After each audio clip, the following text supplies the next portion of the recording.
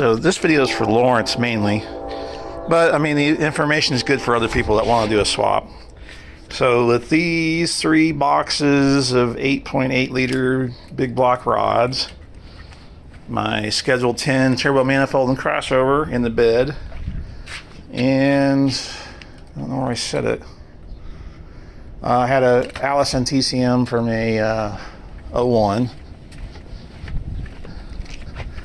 I went and had the truck weighed. Now this is an 8.1 4L80E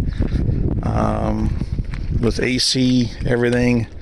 I used the Suburban full float 10.5er, and this is also with 15-inch front brakes. Every time I come out here to do a video, the train goes by. And then the C6 Z06 calipers.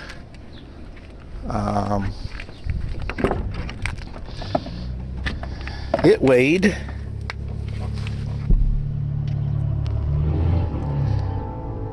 that.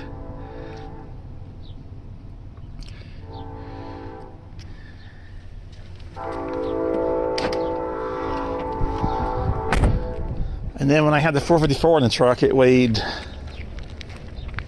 like a little over 4,500. So, because I had an aluminum head on it.